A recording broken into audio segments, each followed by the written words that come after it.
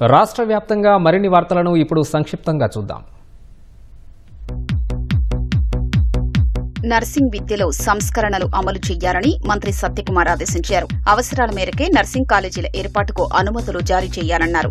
మౌలిక వసతుల లోపం, విద్యా నాణ్యత లేకపోవడం వంటి అంశాలపై కఠిన చర్యలు తీసుకోవాల్సిందిగా ఆదేశించారు. మచిలీపట్నం ఫిషింగ్ హార్బర్ నిర్మాణ పనుల్ని వేగవంతం చేసి జూన్ 15న ప్రారంభిస్తామని మంత్రి కొల్లు రవీంద్ర తెలిపారు. జిల్లా కలెక్టర్తో కలిసి పనులు జరుగుతున్న తీరుపై అధికారులతో చర్చించారు. ఫిషింగ్ హార్బర్ పనుల్ని వైసీపీ ప్రభుత్వం విస్మరించిందన్నారు.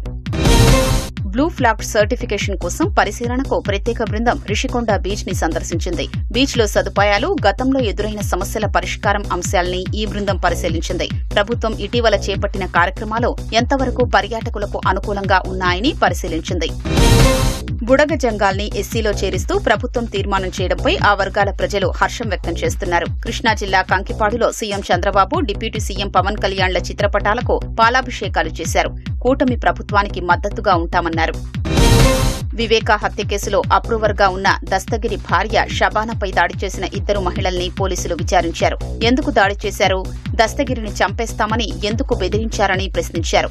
బకాయి డబ్బులు అడిగినందుకే గొడవ జరిగిందని, వివేకా హత్య కేసుపై మాట్లాడలేదని సదరు మహిళలు చెప్పినట్లు తెలిపారు. పశ్చిమ గోదావరి జిల్లా చిన్నకాపవరంలో ఈతకు వెళ్లి 2 బాలురు మృతి చెందారు. ఉదయం పాఠశాలకు వెళ్లి వచ్చిన చిన్నారులు మధ్యాహ్నం సమీపంలోని కాలువలోకి స్నానానికి దిగారు. లోతు ఎక్కువగా ఉండడంతో మునిగిపోయారు. స్థానికులు గమనించి బయటకు తీసినా ఫలితం లేకుండా పోయింది.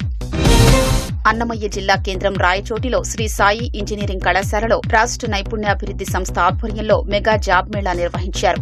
25 కంపెనీలు పాల్గొని విద్యార్థులతో ముఖాముఖి నిర్వహించాయి. భారీ ఎత్తున నిరుద్యోగులు హాజరై అవకాశాలు దక్కించుకున్నారు. ఆచార్య నాగార్జున వర్సిటీలో జాతీయ ఆర్చరీ పోటీలు ఘనంగా ప్రారంభమయ్యాయి. అండర్ 10, అండర్ 13 విభాగాల్లో సుమారు 1600 మంది క్రీడాకారులు పాల్గొన్నారు. ఈ నెల 24 వరకు పోటీలు జరగనున్నాయి.